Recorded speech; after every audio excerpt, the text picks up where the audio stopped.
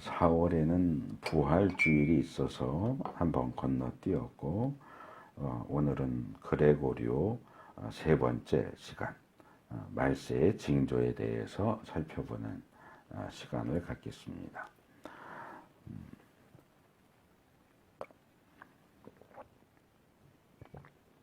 그레고리오는 헬라어로 깨어있으라, 술에 취해 있지 말고 정신을 차리고 있어라 하는 그런 뜻입니다. 말세를 우리가 어떻게 준비해야 하는가, 맞이해야 하는가 하는 주제를 그레고리오 이렇게 해서 살펴보고 있습니다. 한 달에 한 번씩 살펴보고 있습니다. 오늘 본문을 이렇게 구분을 해보면 4개 묶음으로 말할 수 있습니다. 전반적으로 말세의 징조를 말하고 있기는 하지만 이렇게 4개로 묶을 수 있는데 3가지의 말세의 징조 군 여러 내용들이 하나로 묶어 있는 묶음이 나오고, 그 가운데서 두드러지는 어떤 핵심 말세의 징조와 관련하여서 핵심적인 내용 하나가 같이 나오고 있는데 하나씩 살펴보려고 합니다. 말세의 징조 첫 번째 부분은 전쟁과 기근과 지진입니다. 6절에서 8절 내용인데, 말세의 징조라고 하면 아마 대부분 가장 먼저 떠올릴 만한 내용입니다. 마지막 말세가 가까울수록 여기저기서 민족이 민족을, 나라가 나라를 거슬러 일어나는 전쟁에 대한 전쟁이 일어났다, 또 전쟁이 일어날 것이다 라고 하는 소식들, 소문들, 또 기근과 지진에 대한, 자연재해죠. 이것은 자연재해에 대한 소문들이 점점 많이 들려올 것이라고 이야기합니다. 사실 엄격하게 보면 인간의 역사 속에서 전쟁과 기근과 지진이 없었던 기간은 아마 찾아보기 힘들 겁니다. 제가 얼핏 기억하기로는 어느 역사학자가 인간의 역사 속에서 전쟁이 일어나지 않았던 해가 있을까 하고 전체 역사를 다 뒤집어 봤는데 몇 년 정도, 수천 년 역사 중에서 전 세계 어느 곳에서도 전쟁이 일어나지 않았던 기간은 몇 년 정도밖에 되지 않다 하는 그런 내용을 제가 읽은 기억이 납니다. 그래서 예전에 그레고리오 다른 시간에 얼핏 말씀을 드렸지만, 사실 인간 역사 속에서 전쟁이나 기근이나 지진 같은 것이 없었던 기간은 없지만, 그런데도 불구하고 이것들이 말세의 징조로 주어지는 것은 마지막 때가 가까울수록 이것들의 일어나는 빈도수라든지 그것들의 어떤 질적인 측면에서 더 강하고 또 더 극적이고 더 빈번하게 될 것이기 때문에, 그것이 이 말세의 징조의 첫 묶음으로 제시되고 있다 하는 것을 기억하시면 좋겠습니다. 이 전쟁, 기근, 지진과 관련해서 예수님은 2가지를 말씀을 하시는데, 첫 번째는 그런 소식들, 소문들을 들을 때에 당황하지 않도록 주의하라 라고 말씀을 하십니다. 우리가 먼저 번에 살펴봤던 마태복음 24장 4절, 5절, 속지 말아라. 거짓 그리스도들의 등장과 관련해서 속지 말아라 라고 말씀을 하셨던 예수님께서 이번에는 전쟁, 기근, 지진에 대해서 말씀하시면서 당황하지 말아라 라고 말씀을 하고 계십니다. 사실 전쟁과 기근과 지진 같은 것들은 우리의 삶을 원초적인 측면에서 위협하는 것들이기 때문에 우리가 두려움을 느끼게 됩니다. 그리고 그런 사건들이 어쩌다 한번 일어나는 것이 아니라 우후죽순처럼 연달아서 일어나고, 더군다나 우리의 삶의 터전에서 먼 곳이 아니라 가까운 곳에서 그런 일들이 계속해서 발생한다면 두려움과 함께 당황을 느끼게 되기 쉽습니다. 얼마 전에 발발했던 러시아와 우크라이나 사이의 그 전쟁의 여파가 제가 최근에 본 어떤 뉴스에 보니까 그 러시아와 우크라이나 사이에서 일어난 전쟁의 영향이 우리나라 주식 시장에도 아직도 영향을 미쳐서 이 주식이 떨어지고 있다 하는 그런 뉴스를 제가 본 기억이 있는데, 세계 곳곳에서 발생하는 전쟁과 이 자연적인 재앙은 우리를 많이 당황하게 만들 것이 분명하지만, 예수님께서는 우리가 그런 소식들을 많이 듣게 될지라도 당황하지 말라고 말씀하십니다. 왜 당황하면 안 되고 또 어떻게 당황하지 않을 수 있을까? 그것이 이 두 번째, 예수님이 이 주제와 관련해서 말씀하시는 두 번째 내용인데, 사실 상식적으로 생각해 보면 이것들이 말세의 징조들이니까 전쟁이 많이 일어나고 기근과 지진이 많이 일어날수록 이제 곧 세상이 끝나는구나, 이건 말세의 징조야 라고 생각하고 뭐라 그럴까, 담담하게, 어떻게 보면 이제 포기하는 거죠.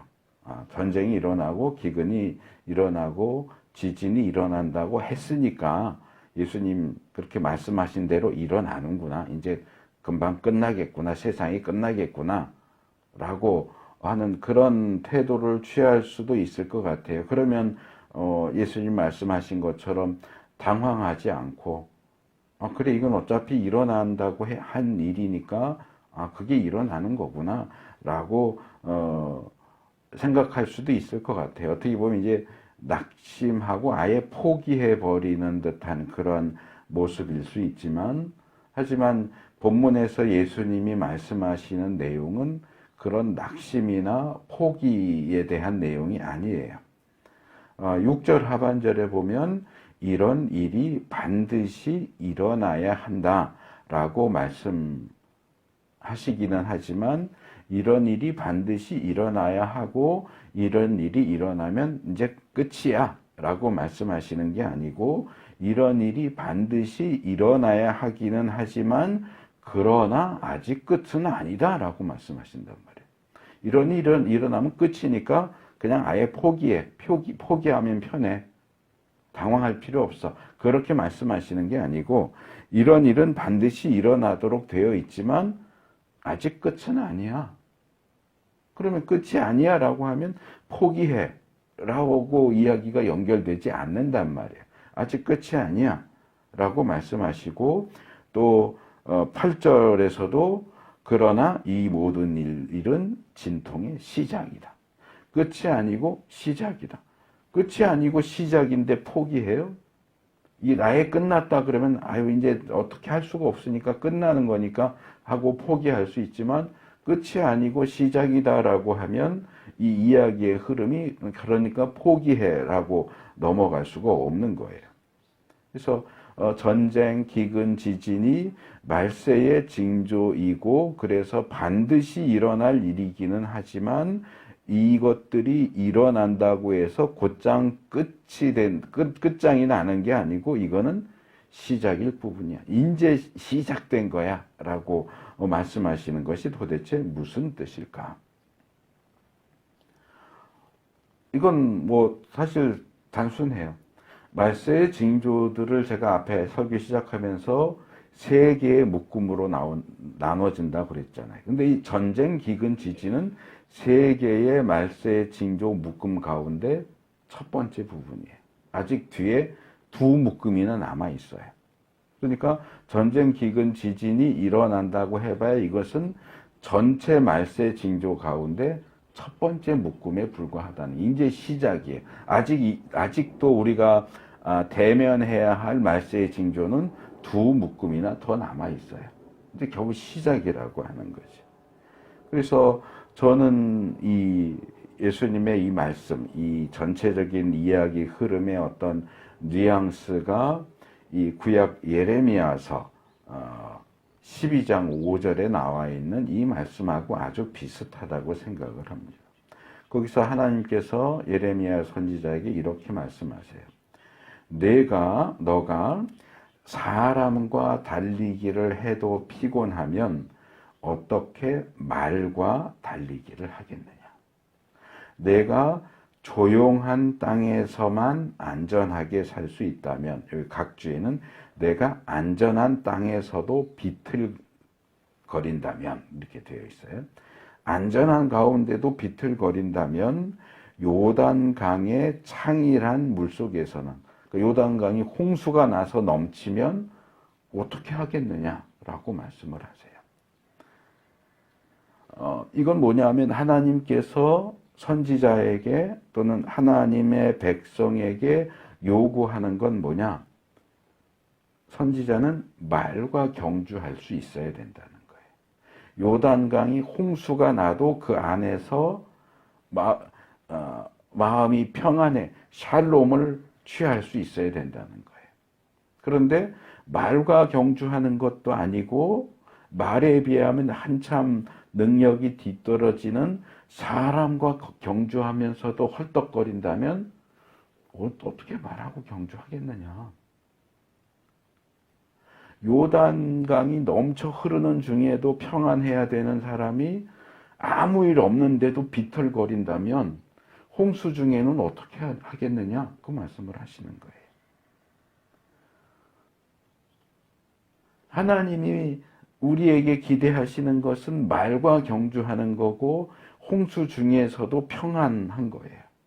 근데 그것에 미치지 않는 한참 떨어지는 그런 상황에서도 헐떡거리고 허덕인다면 어떻게, 언제 하나님의 기대를 채워줄 수 있겠느냐라고 말씀을 하시는 거예요. 그래서 이 두 본문을 함께 묶어서 생각을 해보면 하나님께서는 또 예수님께서는 우리에게 단순히 당황하지 않는 것만을 말씀하시는 것이 아니라 그것 이상의 더 높은 수준, 더 적극적인 자세를 기대하시고 요구하신다. 그렇게 생각을 할 수 있습니다.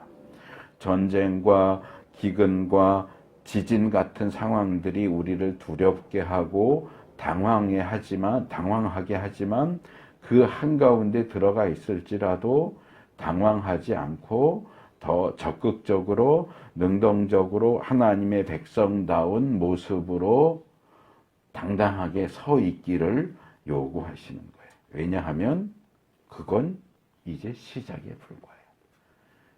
앞으로 더 와야 될 말세의 징조가 더 있고 뒤로 갈수록 더 힘들고 더 어려운 상황이 벌어질 거예요.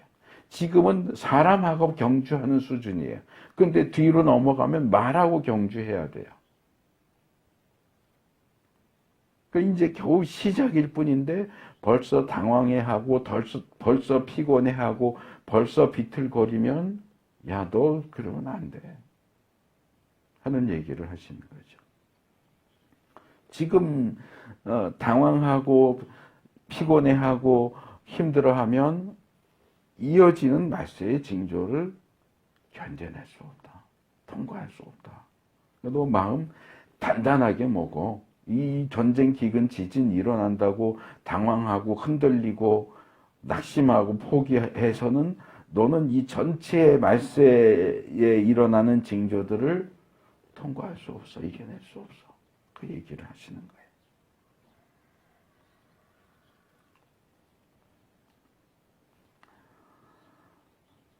이제 두 번째 묶음으로 넘어가면 9절과 10절 말씀인데 여기는 환난과 미움 또 넘어짐과 핍박에 대한 내용입니다. 첫 번째 묶음이 이제 사람과 장소를 놓고 보자면 여기저기 민족과 민족, 나라와 나라 이렇게 제시되고 있다면 이 두 번째 묶음은 많은 사람, 모든 민족, 그리고 특별히 너희, 이건 이제 믿는 사람들이죠. 제자들이죠. 너희와 관련된 내용입니다. 그래서 말세의 징조의 첫 번째 묶음은 인류 전반과 관련된 일반적인 내용이라고 한다면 이 두 번째 묶음은 특별히 믿는 사람과 관련된 징조들입니다. 그래서 이게 9절과 10절 두 절밖에 안 되지만 여기에 나오는 단어들은 사실 무시무시하게 느껴집니다.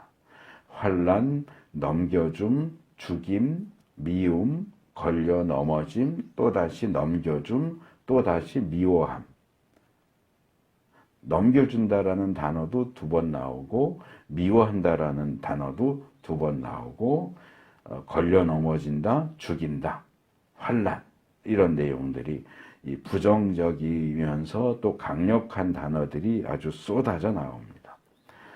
신자들에 대한 불신자들과 불신 세상의 미움, 체포, 살해 그리고 믿는 이들 사이에서의 어떤 실족, 넘어짐과 배반, 배교라고도 하고 배도라고도 하죠. 신앙을 배신하는 것과 예전엔 같이 믿는 사람이었는데 믿는 사람이 실족하고 배도해서 다른 믿는 사람을 넘겨주는 일, 믿는 사람과 믿는 사람 사이에, 신앙의 동료들 사이에 미움, 이런 일들이 빈번하게 일어납니다. 이걸 한마디로 요약하면 핍박입니다.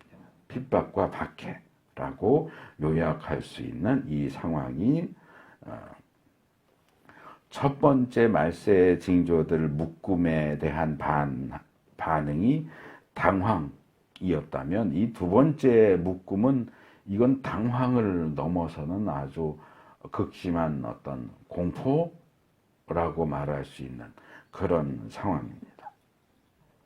게다가 이 두 번째 말세의 징조 묶음을 더 악화시키는 요소가 있는데 이런 부정적이고 폭력적이고 배신적인 행위의 대상이 되는 이들이 너희라고 해서 소수로 제시되는 반면 너희를 미워하고 체포하고 죽이고 하는 이들은 그들에게 무지막지한 해를 입히는 이들은 많은 사람들과 모든 민족이라는 다수로 제시되고 있다고 하는 겁니다. 그리고 그 소수의 믿는 이들 가운데서도 배신하고 실족하고 하는 사람들이 또 나온다는 거예요. 그러니까 아주 궁지에 몰리는 거죠. 대부분의 사람들이 예수 믿는 사람들을 미워할 거고 잡아갈 것이고 죽일 것이고 그러다 보니까 믿는 사람들 가운데서도 배신하고 넘겨지고 미워하는 그런 일들이 생기는 거예요.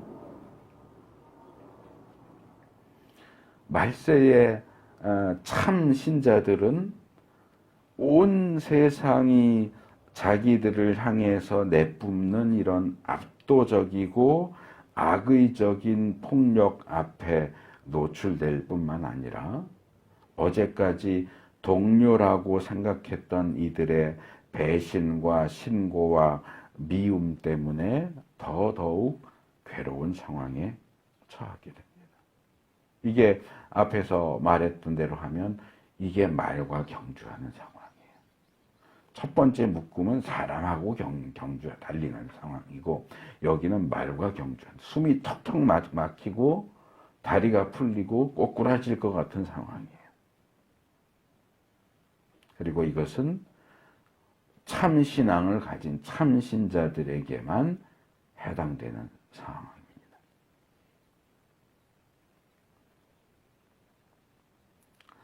그리고 세 번째 묶음. 제가 앞에서 잘못 말씀드렸네. 말세 징조의 묶음이 세 개라고 그랬죠. 세 개가 아니고 네 개예요. 네 개인데 앞에 이제 세 개가 나오고 제일 끝에 네 번째가 나오고 그 중간에 이제 하나 다른 내용이 나오는데 첫 번째는 전쟁, 기근, 지진, 두 번째는 핍박, 그리고 세 번째 묶음이 11절, 12절인데 거짓 예언, 홀림, 불법, 사랑이 식는다 하는 내용입니다. 그래서 거짓 예언자들이 출현해서 사람들을 홀리고 사람들 사이에 불법이 성하고 사랑이 식는 것이 세 번째 말세의 징조 묶음입니다. 그래서 여기 11절에 나오는 내용은 우리가 지난번에 살펴봤던 24장 4절 5절에 나오는 이 거짓 그리스도, 적 그리스도에 대한 말씀하고 짝을 이룹니다. 11절은 거짓 예언자에 대한 내용이고 4절 5절은 거짓 그리스도에 대한 내용인데 이 두 가지가 짝을 이루면서 이 24장에 여러 차례 반복되어서 나옵니다. 이 말세의 상황을 이야기하면서 왜 거짓 그리스도와 거짓 예언자에 대한 내용, 이 주제가 반복되느냐? 재앙과 핍박 상황에서 거짓 예언자들이 출현해서 어떻게 사람을 홀리는가 하는 것에 대한 어떤 대표적인 예를 예레미야 28장에서 살펴볼 수 있습니다. 그 말씀을 이해하려면 좀 역사적인 배경을 알아야 되는데 유다의 멸망 몇백 년 전에 북이스라엘이 멸망하고 남유다는 바벨론에게 멸망을 당하는데 남유다가 바벨론에 의해서 포로로 잡혀가는 일이 네 번에 걸쳐서 일어납니다. 먼저 BC 주전 605년, 이게 첫 번째 포로는 다니엘을 비롯한 왕족과 귀족들이 포로로 이제 소수가 잡혀가고요. 그 다음에 597년은 여호야긴 왕과 다수의 방백들, 정치 지도자들, 군사들, 그리고 기술자들, 그러니까 꽤 많이 잡혀가죠.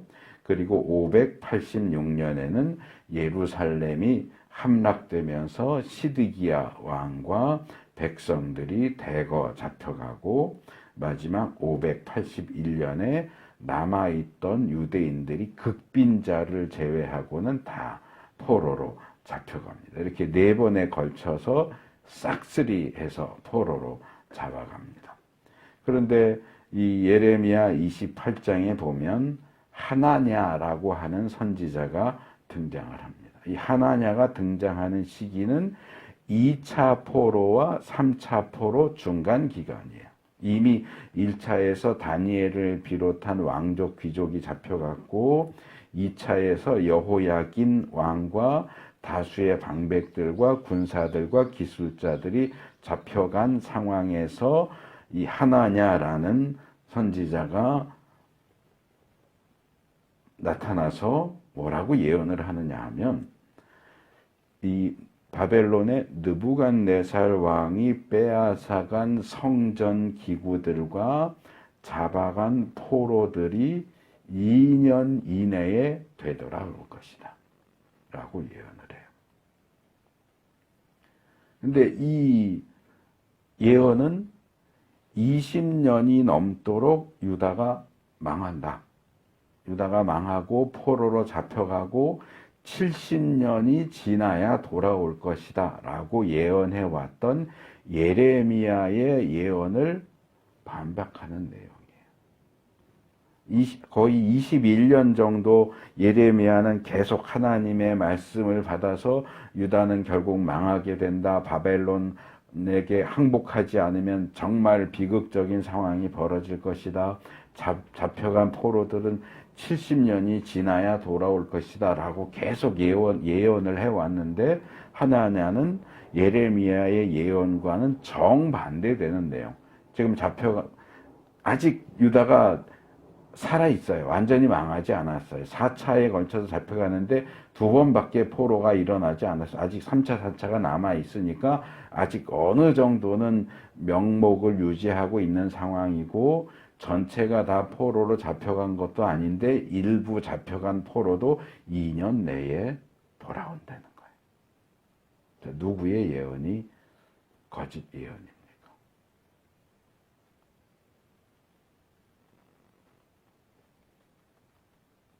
그래서 이 하나냐는 예레미야를 반박하면서 그의 예언을 깎아내리면서 내 예언이 맞다 라고 합니다.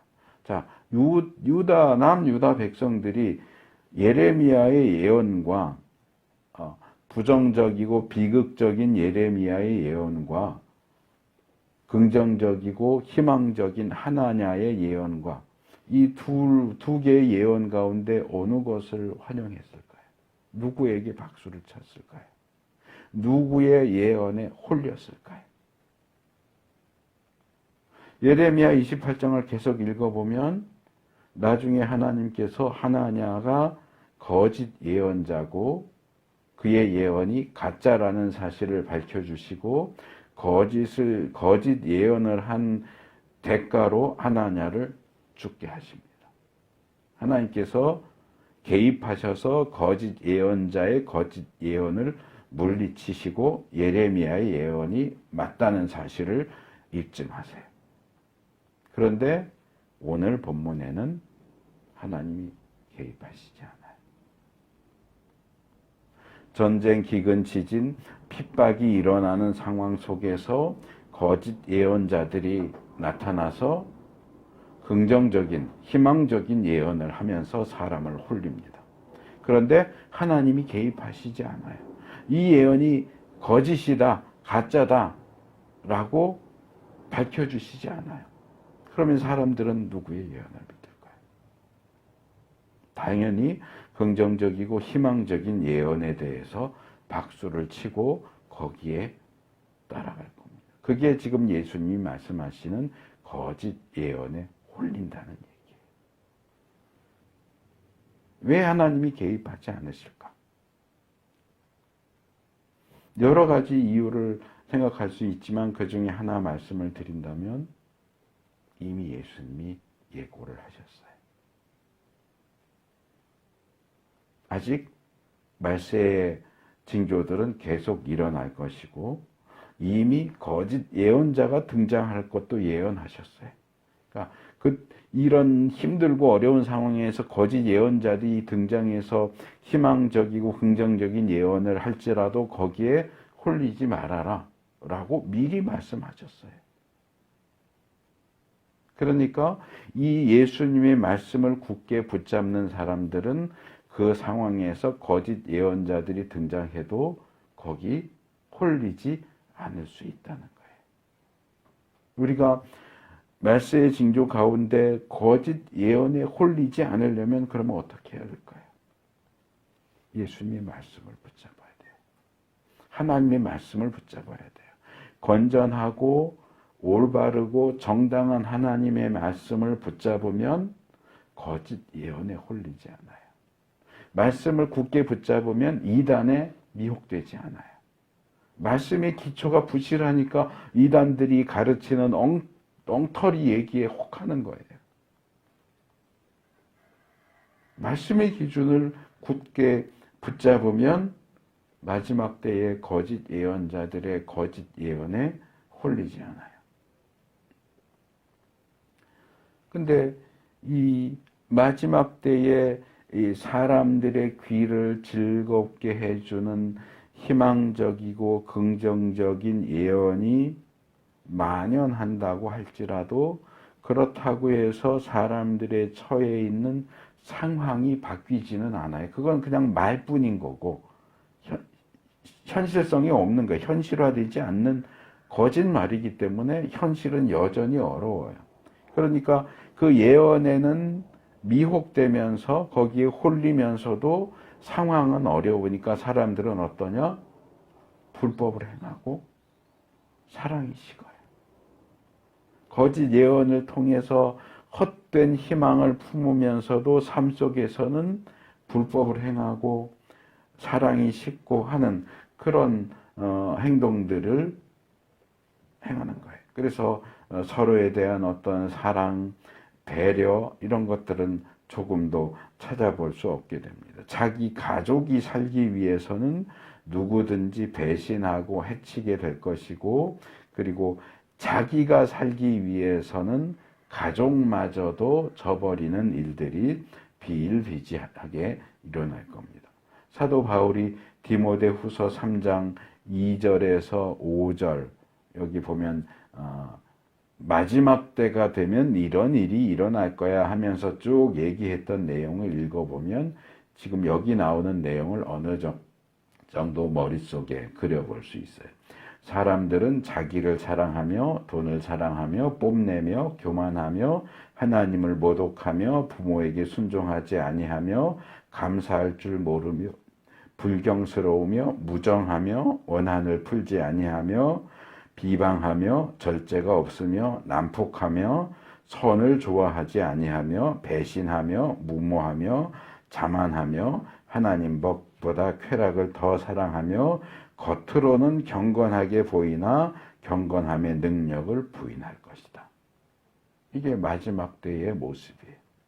그러니까 본문에서 얘기하는 불법이 성하고 사랑이 식을 것이다를 훨씬 더 구체적으로 묘사하는 내용이다. 이렇게 볼 수 있겠죠. 그리고 이제 징조의 묶음이 3개 나왔고 이제 하나가 더 남아 있는데 곧바로 4번째로 넘어가기 전에 한 가지 조금 다른 얘기를 예수님이 말씀하세요. 전쟁, 기근, 지진, 핍박, 거짓 예언자들, 불법, 사랑이 식는 이 전반적인 상황을 이 4개의 묶음만 봐도 정말 숨이 턱턱 막히는 상황이에요.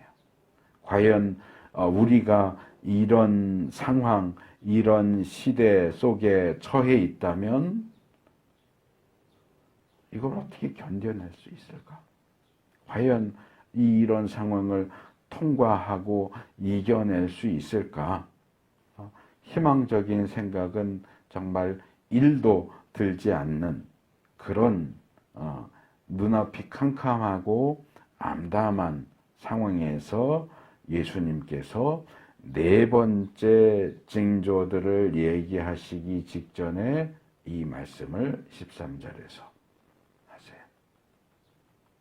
그래서 저는 이 말씀이야말로 말세의 징조들을 말씀하시는 가장 중요한 목적이고 말세의 징조들에 대한 이야기 중에서 가장 핵심적이고 중요한 내용이다 라고 생각을 합니다. 자, 예수님께서 지금 이런 절망적이고 암울한 말세의 징조들을 나열하시는 이유, 목적이 뭘까요? 아무것도 모르는 상태에서 겁 없이 세상 끝날에는 어떤 징조가 있겠습니까? 3절에서 제자들이 예수님께 이렇게 질문을 던진단 말이에요. 그래서 거기에 대한 답변을 지금 예수님이 하고 계신단 말이에요. 세상 끝에 어떤 징조가 있을까요?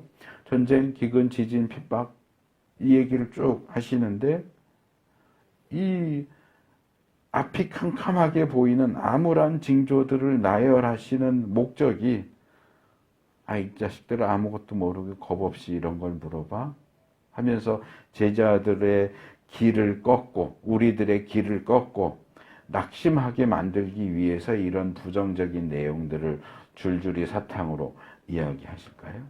너희 미래는 끝났어. 이렇게 암울하니까 벗어날 생각은 꿈도 꾸지 마. 이 말씀을 하시려고 이 얘기들을 하셨을까요? 아니에요. 13절에서 예수님이 하신 이 말씀이 말세의 징조들을 말씀하시는 가장 중요한 목적이에요. 뭐예요? 그러나 끝까지 견디는 사람은 구원을 얻을 것이다. 자, 무섭지, 어렵지, 힘들겠지, 견뎌내지 못할 것 같지, 통과하지 못할 것 같지, 전쟁, 기근, 지진, 핍박, 거짓 예언, 불법, 미움이 싣고 핍박하고 배신하고 잡아가두고 죽이고 앞이 캄캄하지. 죽을 것 같지. 그러나 끝까지 말세의 징조가 끝날 때까지 끝날 때까지 견디는 사람은 구원 얻을 것이다. 저는 이렇게 글자 하나를 바꾸고 싶어요. 그러나 끝까지 견디는 사람만 구원을 얻을 것이다. 끝까지 견디지 못하면 구원 못 받아. 견뎌야 돼. 죽을 것 같고 못 갈 것 같고 견디지 못할 것 같고 통과하지 못할 것 같고 이기지 못할 것 같을지라도 이거 통과하지 못하면 구원을 못 받는다는 거예요. 그 얘기는 포기하라는 얘기일까요? 아니요. 견디라는 얘기예요. 사람하고 달리면서 피곤해하지 말고 말과 경주에서도 이기라는 얘기예요. 아무 일 없는 땅에서 비틀거리지 말고 요단 강물이 넘쳐 흐를 때에도 평안하게 견뎌내라는 얘기예요. 앞에서도 잠깐 그랬지만 이 네 개의 묶음의 징조들에 나오는 장소와 사람들을 이렇게 정리하면 첫 번째 묶음에는 여기, 저기, 민족, 나라, 여기저기가 두 번 나와요. 두 번째 묶음에는 많은 사람, 모든 민족, 또 많은 사람, 서로, 너희. 세 번째 묶음에는 많은 사람, 많은 사람. 네 번째 묶음에는 온 세상, 모든 민족 이렇게 나와요. 여기 나오는 걸 보면 대부분 복수형이에요. 많은 사람, 모든 민족.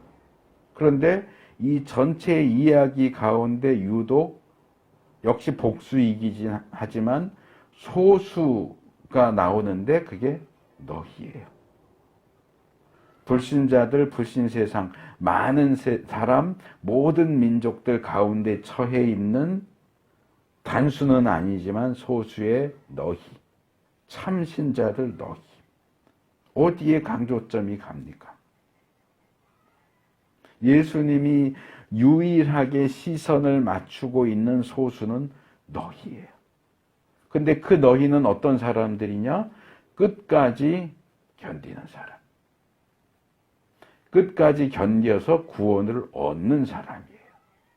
견디다 못해 쓰러져서 포기하고 배신하는 사람이 아니고 끝까지 견뎌서 구원을 얻는 그 사람에게 예수님의 시선이 가 있단 말이에요.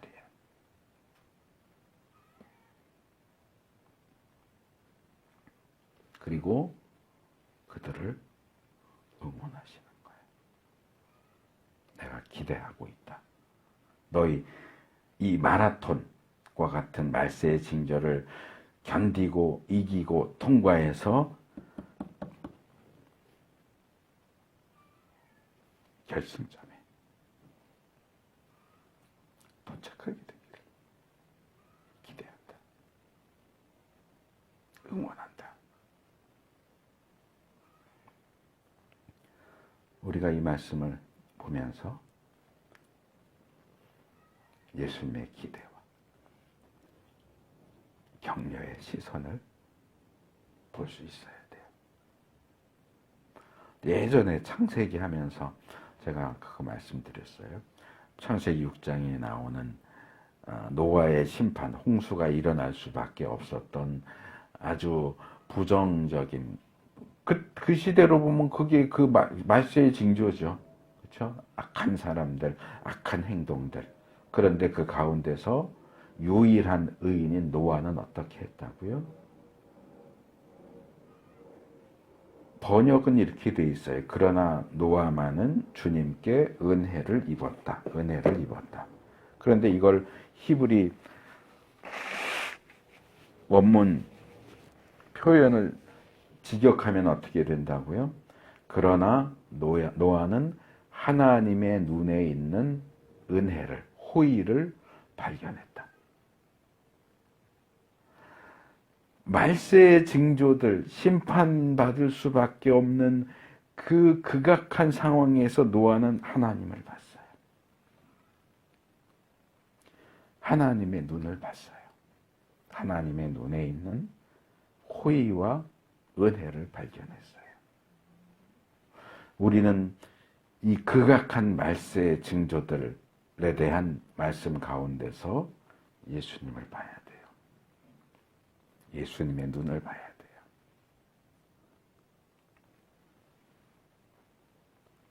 예수님의 눈에 있는 호의를, 기대를, 응원을, 격려를 발견할 수 있어야 돼요.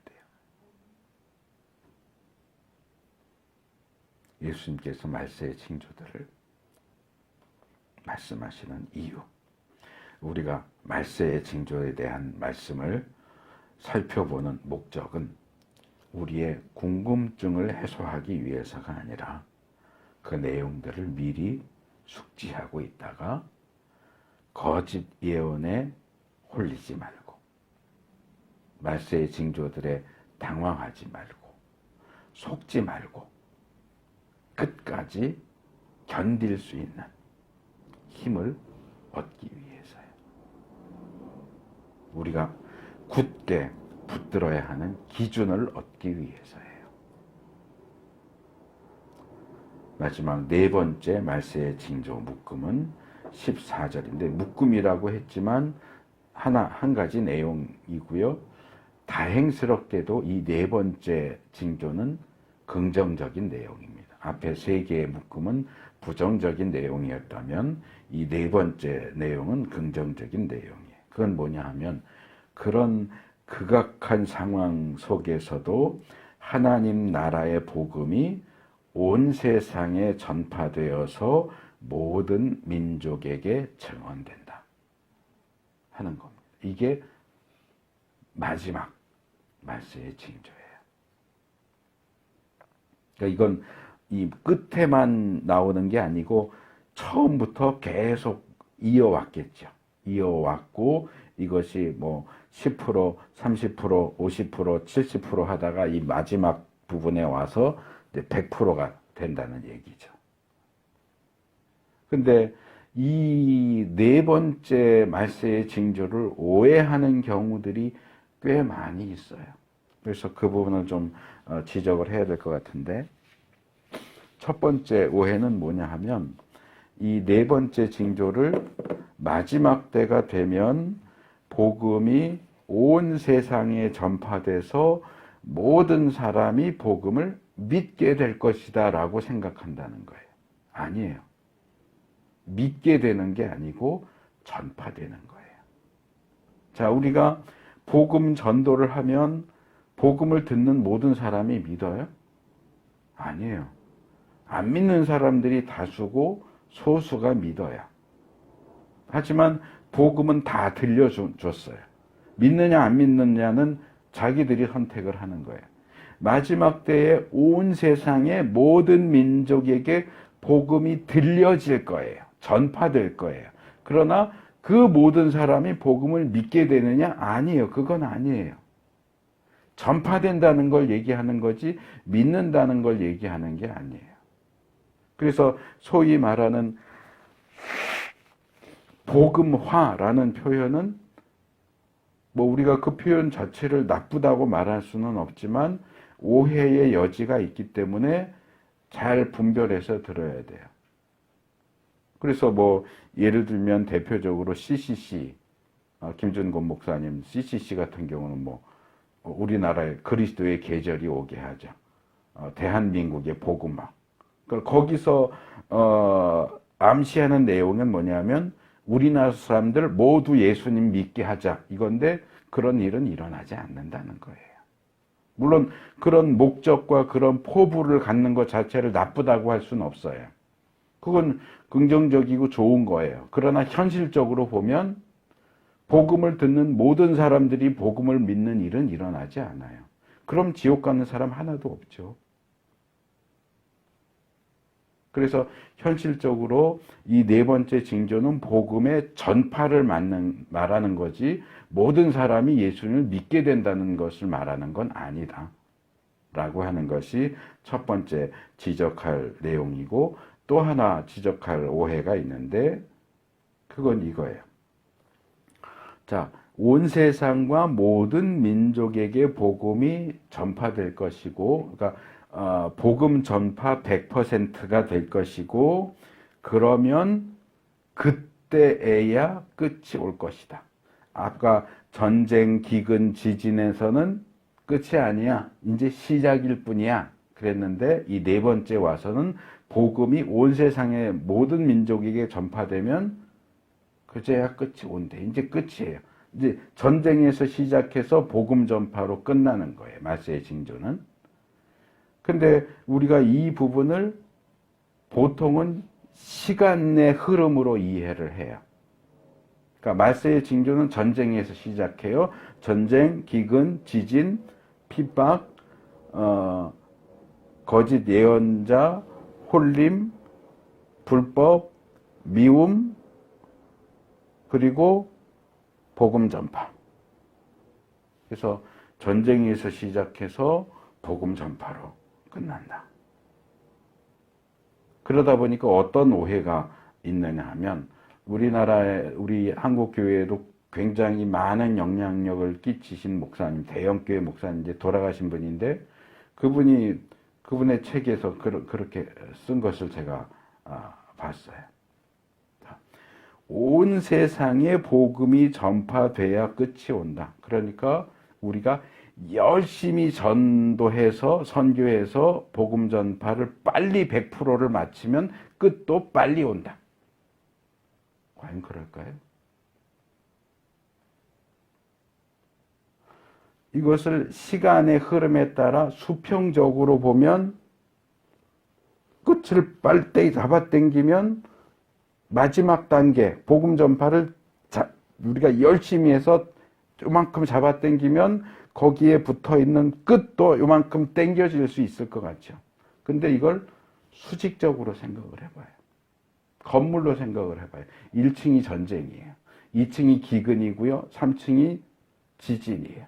그래서 꼭대기층이 복음 전파예요. 그래서 건물을 꼭대기층까지 세우면 끝이에요. 그러면 야, 언제부터 1층 쌓고 2층 쌓고 3층 사서 꼭대기층까지 언제 쌓아? 우리 꼭대기층부터 쌓자. 그럼 끝이 빨리 올 거야. 자, 1층, 2층, 3층 안 쌓고 꼭대기층부터 쌓을 수 있어요? 그런 기술이 우리한테 있어요? 꼭대기층을 먼저 쌓는 방법은 없어요. 근데 그분은 꼭대기층을 먼저 쌓재요. 꼭대기층 먼저 쌓으면 그러면 건물이 완성되는 거고, 그러면 끝이 빨리 온대. 예수님 빨리 오게 만들 수 있대요. 아니요. 불가능해요. 기억하실지 모르겠는데, 지금, 하나님 나라 주제로 하는 연속 설교가 이제 창세기부터 해서 출애굽기, 레위기, 지금 민수기 살펴보고 있는 중이고, 이게 한 170번 정도, 제가 정확히 기억이 안 나는데 그 정도 되는 것 같아요. 근데 제가 하나님 나라 주제로 했던 첫 번째 설교 기억하실지 모르겠어요. 하나님 나라를 개괄하면서 했던 설교 중에 그런 내용이 있었어요. 굉장히 중요한 부분이에요. 그래서 그때도 지적을 했었는데, 하나님 나라는 인위적으로 오게 할 수 없다. 하나님 나라는 하나님의 뜻과 계획에 따라서, 하나님의 스케줄에 따라서 이 세상에 임하는 거지, 우리가 뭔가를 열심히 한다고 해서 하나님 나라를 끌어올 수 없다. 인간의 어떤 노력으로 하나님 나라를 앞당기거나 끌어오는 것은 불가능하다. 근데 지금 그 목사님의 주장이 그거예요. 복음이 다 전파되면 그제야 끝이 된다고 그러니까 우리가 열심히 1층, 2층, 3층은 놔두고 마지막 층 열심히 복음 전파 선교해서 빨리 복음 전파율을 100% 채우면 예수님이 더 빨리 오실 거야. 아니요.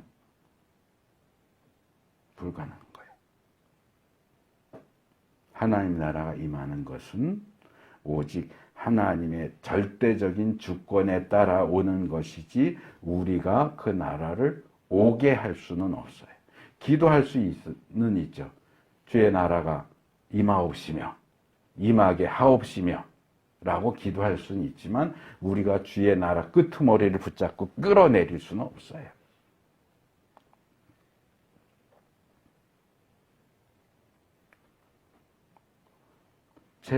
제가 보기에는 복음 전파가 끝으로 해서 예수님이 오시니까 예수님 빨리 오시게 하기 위해서 복음 전파부터 열심히 하자 하는 얘기는 말세의 징조는 전쟁부터 시작되니까 말세의 징조를 빨리 시작하기 위해서 전쟁부터 일으키자 하는 얘기하고 똑같이 들려요.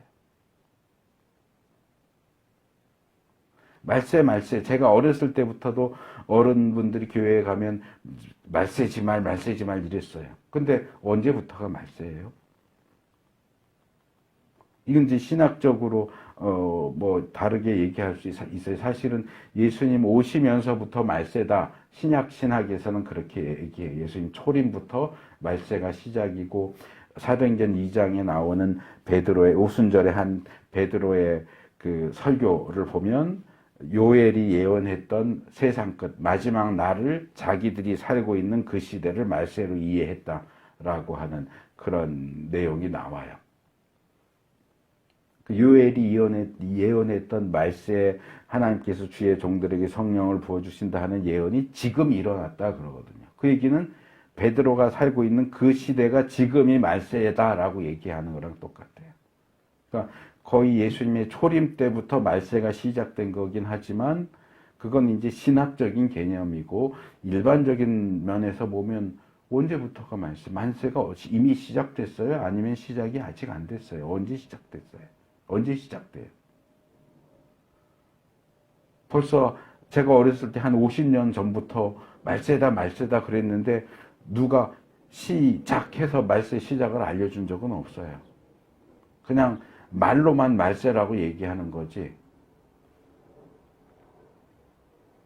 그래서 확실하게 말세의 시작을 알기 위해서 전쟁을 일으키면 될까요?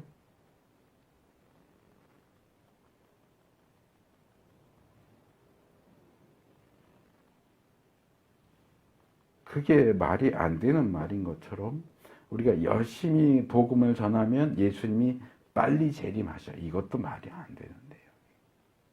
그러나 어쨌든 이 말세의 징조를 놓고 보면 제일 마지막에는 그런 전쟁, 기근, 지진, 핍박 이런 상황 속에서도 복음은 계속 전파되고 결국 예수님 재림하시기 직전에 온 세상 모든 민족에게 복음 전파율이 100%가 차는 때가 오게 될 것이고 그게 오면 예수님 재림하시는 거예요. 그거는 맞아요. 거기에 사람들도 개입이 되겠죠. 전도하는 이들, 선교하는 이들을 통해서 그 퍼센테이지가 올라갈 테니까 사람들이 관련되는 건 맞지만 그것을 어떤 적극적인 측면으로 바꿔서 우리가 열심히 하면 예수님이 재림의 시기를 앞당길 수 있어. 아니요, 그거는 잘못된 거예요. 그래서 그런 부분들을 좀 면밀하게, 세밀하게 잘 구분해내는 것이 필요한데 그런 어떤 신학적인 시각이 부족하면 상식적인 선에서 그게 가능할 거라고 생각하고 주장하는 경우들을 보게 되는데 우리가 조심해야 되는 부분입니다. 자, 말씀을 맺겠습니다. 오늘 우리가 말세의 징조 4개의 묶음을 살펴봤고 이 4개의 묶음을 예수님이 말씀하시면서 가장 중요하게 말씀하시는 것이 무엇이냐? 끝까지 견디는 자가 구원을 얻는다. 끝까지 견디는 자만 구원을 얻는다.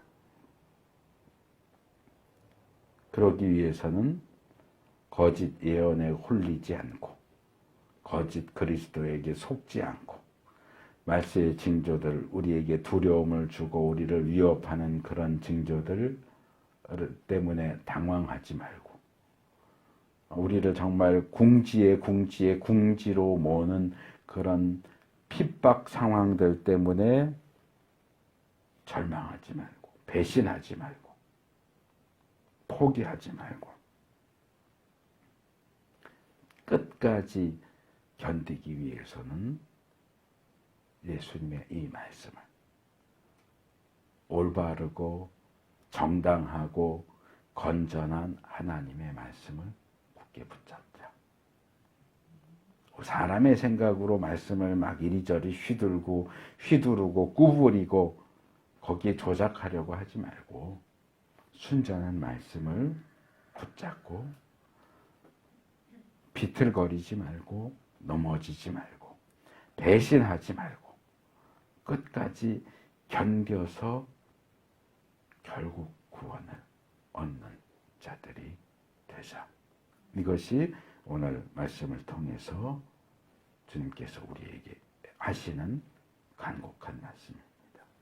그래서 이 말세라는 이 시간과 공간을 무사히 통과해서 구원받는 자리에서 서로를 볼 수 있게 되기를 축복합니다.